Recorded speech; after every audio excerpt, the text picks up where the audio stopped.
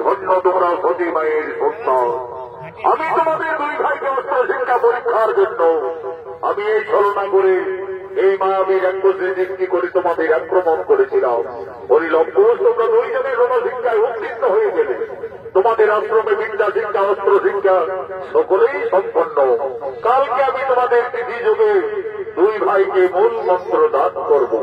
কিন্তু দেখো লম্বোষ, গুরুবর বাল্মীকি আশ্রমে শিক্ষার পরে যজ্ঞিত গুরুদেবের চরণতলে গুরু দক্ষিণা দিয়ে আশীর্বাদ চেয়ে নিতে হয়। মনে রাখবে কালকে তোমাদের দুই তরুণের গুরু দক্ষিণা আসবে। তাই হবে গুরুবর, কালকে আমরা আশ্রমে আসার সঙ্গে সঙ্গে আমাদের মাতা জননীর কাছ থেকে আমরা সবাই আমাদের গুরু দক্ষিণা নিয়ে আসবো। সেগুলো মনে থাকে যেন কালকে তোমাদের দুই ভাইয়ের গুরু দক্ষিণার দিন।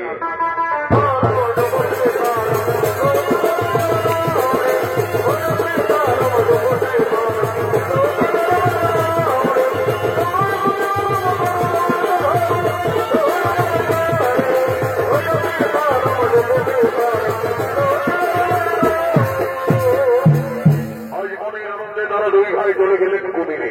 কুটিরে গিয়ে তাদের মাতা সীতার কাছে তারা নিবেদন করছে,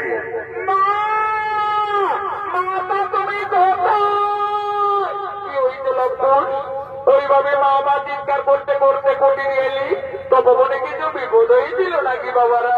না মাতা, আজ আমরা তপবনে একটি ভয়ঙ্কর রাক্ষসীকে দুই ভাই বিনাশ করে দিয়েছি মা। আমাদের গুরুদেব বলেছেন আমরা অস্ত্র শিক্ষায় সফল হয়ে গেছি মা, আমাদের বিদ্যা শিক্ষা সম্পন্ন হয়ে গেছে। কালকে আমাদের আশ্রমে গুরু দক্ষিণা দিতে হবে। দাও মা, আমাদের গুরু দক্ষিণা দাও।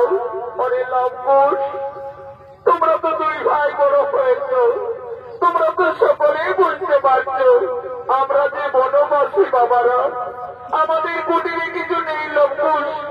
আমি কি দিয়ে তোমাদের গুরু দক্ষিণার থেকে মুক্তি করব?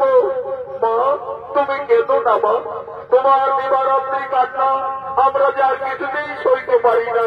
জানো মা, আমাদের গুরুদেব বলেন চুরি করা অপরাধ, কিন্তু যে না অপরাধ নয়। ওই তো মা বদুরী নগর দেখা যাচ্ছে, চলো না মা আমাদের গুরু দক্ষিণার জন্য সকলের কাছে কিছু কিছু সাহায্য চেয়ে নেবে। মা সীতা একদিন ছিলেন অযোধ্যায় মহারানী, আর সে ভাগ্য ফেরে সংসার হারা জনম দুঃখিনী বনবাসিনী। তার দুই সন্তানের গুরু দক্ষিণা দেওয়ার মতো মা সীতার কুটিরে কিছুই নেই। আজ মনের দুঃখে মা জানকী এই নগরের দ্বারে দ্বারে সকলের কাছে করজোড়ে নিবেদন করছে, হে ভক্তগণ, আজ আমি খুবই সংকটে পড়েছি। আমার দুই সন্তানের গুরু দক্ষিণা দেওয়ার মতো আমার কাছে কিছুই নেই।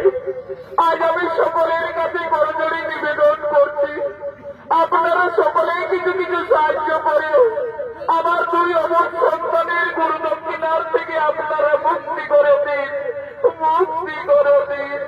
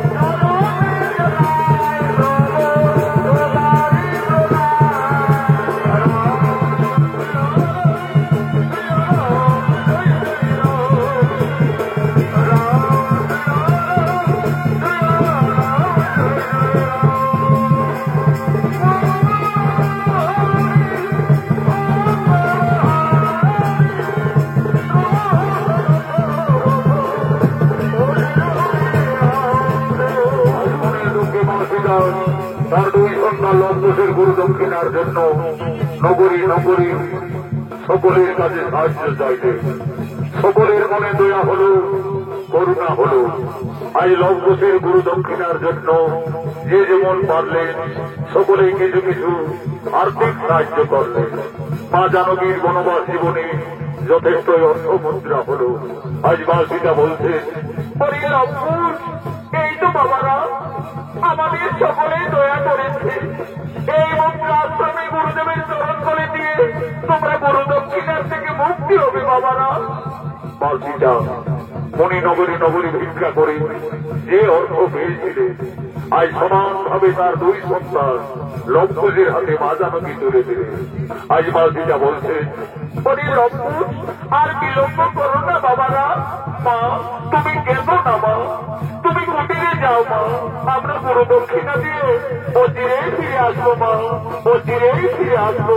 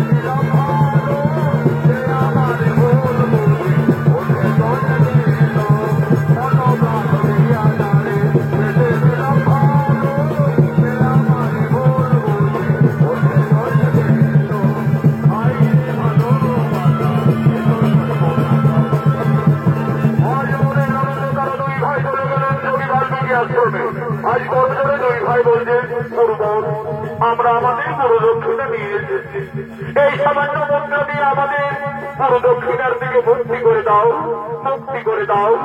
ধন্য ধন্য তোমরা সতী মায়ের সন্তান, ধন্য সতী পুত্র লম্বু।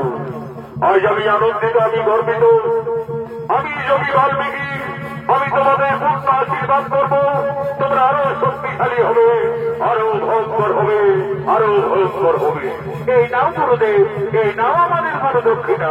হরিলম্বুর আমাকে যে বিশেষ কাজের জন্য কয়েকদিনের মতো এই তপবন ছেড়ে মুক্তাসাগরে কপিল মুনির আশ্রমে যেতে হবে, আমি এই তপবনে ফিরে আসা না পর্যন্ত তোমাদের দুই ভাইয়ের হাতে এই তপবন রক্ষার দায়িত্ব ভার দিয়ে যাচ্ছি। আমার আদেশ তোমরা পালন করবে, আমি যেন ফিরে এসে এই তপবনের কিছু ক্ষতি না দেখতে পাই, তাই হবে গুরুবর। আমরা দুই ভাই এই তপবনকে রক্ষা করে যাব, এই তপবনের আমরা কিছু ক্ষতি হতে দেব না। তাহলে লম্বুর আমি যাই কপিল মুনির আশ্রমে।